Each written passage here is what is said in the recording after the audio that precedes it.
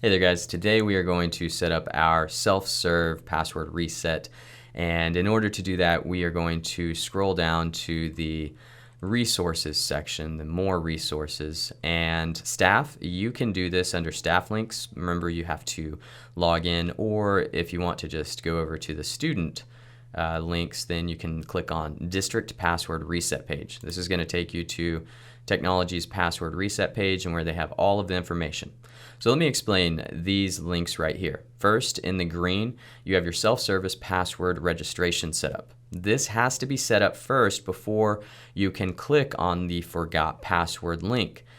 This link allows you to change your password even if you forgot it by answering questions or having Microsoft call your cell phone and send you a verification text, or if you have an alternate email that you can receive an email with within, I think, 5 minutes. And then this last red link is the change password portal, which essentially, as long as you know your current password and you just want to change your password, you can go here and put in your old password and create a new one from anywhere. Again, you don't have to be on district to do this. So let's go ahead and go through the actual self-service password registration setup now, because this is the first thing that we want all students and teachers to do so that they can access the forgot password and do not have to submit a help desk or have to be on district in order to reset their password. I'm going to go ahead and send you through this process with Sally's student. So Sally is going to click on self-service password, and we're going to pretend Sally is a secondary student. She does have a cell phone, so let's go ahead and set it up. For our district, you only need to set up one of these, but I'm going to recommend that you set up all three. So choose the country, so +1 for the United States. Enter your authentication phone number. So this is just your cell phone. I'm blurring it out because I'm going to go ahead and use mine. Should have just received a text. And then I'm going to put in the verification number that I just got on my cell phone. And this is essentially the same process that a student or staff would go through. If you forget your password, you can do this, and we have authenticated our phone number. So we can use this now to recover a password. So at this point, Sally's student is good if she always has her cell phone on her. But one other thing that we can do, and that I would highly recommend doing, is go ahead and set up your security questions. So we're going to go ahead and set those up. There are only 4 questions that we get to choose from. So we're going to have to answer all 4. And so you can see each one of these is something unique to that student. I'm going to go ahead and blur these out, but we'll just take a couple of considerations. What is your favorite food?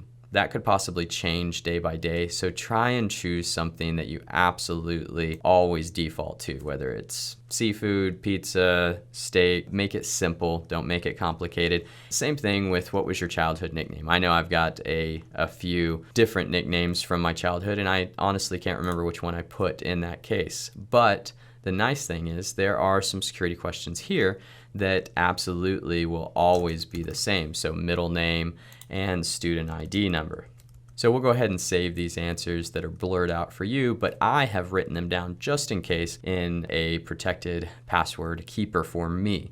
I would also recommend doing something like that for you as well, especially for those first 2, and if you're like me, you might forget. So now that we have saved these answers, we have one more that I'm actually not going to do today, because when we set up an authentication email, we are going to have to put in, for instance, sallystudent@gmail.com.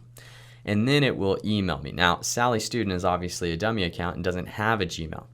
But for this process, as soon as I hit email me, it's going to send an email message similar to the text message, and then there's a verification code, and I click verify.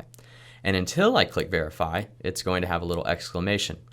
But again, you only need to set up one of these. So I recommend setting up at least your cell phone number, if you don't have a cell phone number, your security questions.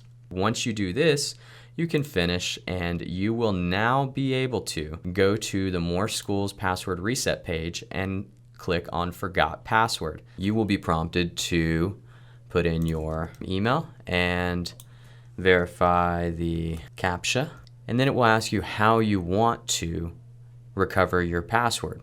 So you can either choose mobile, call my mobile, or answer my security questions. And notice that out of the 4, 3 of them came up.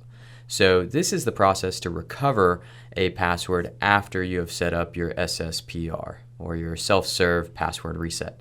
If you have any questions, edtech@moreschools.com is always here to help for students and teachers in more public schools, and we hope this video is helpful.